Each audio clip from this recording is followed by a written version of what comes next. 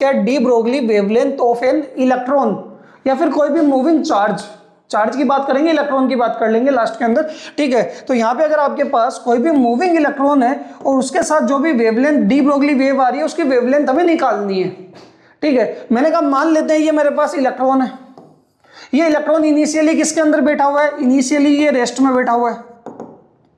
तो आपको तो पता है कि मूविंग पार्टिकल के साथ क्या होती है, वेव आती है, रेस्ट पे तो वेव आएगी नहीं। तो इसको हमने मूव कराने के लिए हमने इसके ऊपर क्या करा, पोटेंशियल अप्लाई कर दिया, पोटेंशियल डिफरेंस अप्लाई कर दिया, कैपिटल वी।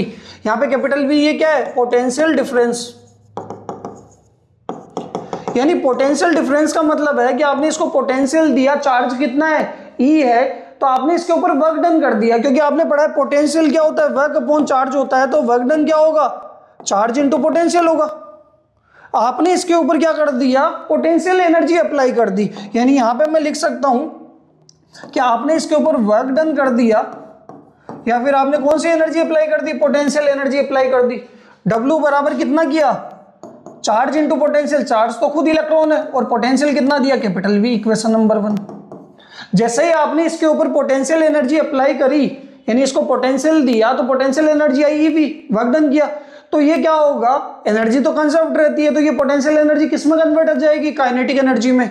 यानी ये इसको मूव कराना स्टार्ट कर देगा। यानी जैसे हमने V पोटेंशियल दिया, इसके ऊपर वर्क डन हुआ, तो ये V वेलोसिटी से, स्मॉल v वेलोसिटी से मूव करना स्टार्ट कर देगा इलेक्ट्रॉन। यानी यहां पे इसके पास कौन सी एनर्जी आ गई, काइनेटिक एनर्जी। मूव कर रहा है तो काइनेटिक एनर्जी कितनी होगी, half small m into v square. याद रखना ये v क्या है, वेलोसिटी है, और ऊपर वाला v आपका क्या है, ये पोटेंशियल है। तो एक चीज बताना, एनर्जी तो कंजर्व रहती है ना, आपने जितना पोटेंशियल एनर्जी दिया वही उसको मूव करा रहा है, मतलब वही किस में कन्वर्ट हुई है, काइनेटिक एनर्जी के अंदर। तो आप लिख सकते हो according to conservation of energy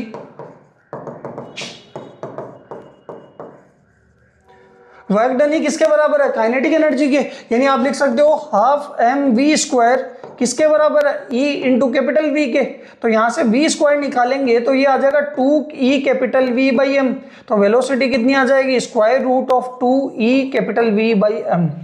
ये वेलोसिटी आ गई किसकी, उस इलेक्ट्रॉन की पोटेंशियल डिफरेंस अप्लाई करने पे इतनी वेलोसिटी से वो मूव कर रहा होगा। तो वेलोसिटी पता लग गई तो हम क्या निकालेंगे, डी ब्रोगली वेवलेंथ निकाल लेंगे। तो वेलोसिटी की देखो वैल्यू आपके पास आई थी 2E capital V by M। E charge है, V पोटेंशियल डिफरेंस है, M क्या है, मास है। अकॉर्डिंग टू डी ब्रोगली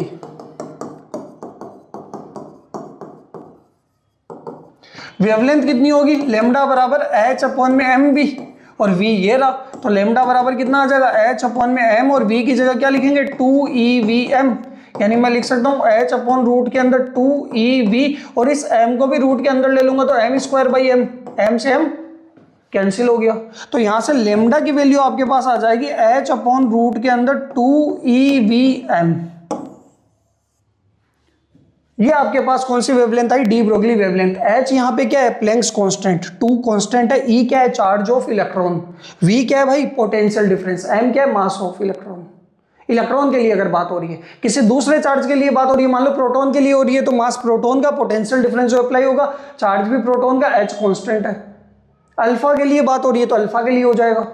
आया समझ में। और एक और चीज ध्यान रखना कि आपने यहाँ पे देखा कि जो भी वर्क डन था EV वो किसके बराबर है, काइनेटिक एनर्जी के, KE के। यानी मैं इस EV को किसके बराबर लिख सकता हूँ, काइनेटिक एनर्जी के। यानी आप बोल सकते हो कि आपके पास जो काइनेटिक एनर्जी है वो किसके बराबर है, EV के।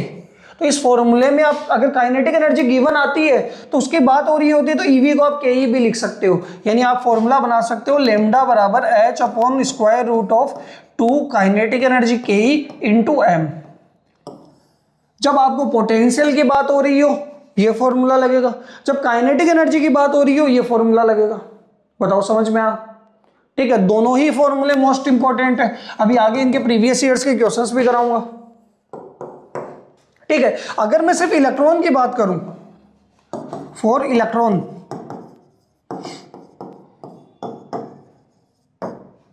तो यहां से अगर आप इलेक्ट्रॉन के लिए बात करोगे तो वेवलेंथ कितनी आएगी, देखो फॉर्मूला h अपॉन रूट के अंदर 2EVM लगाएंगे।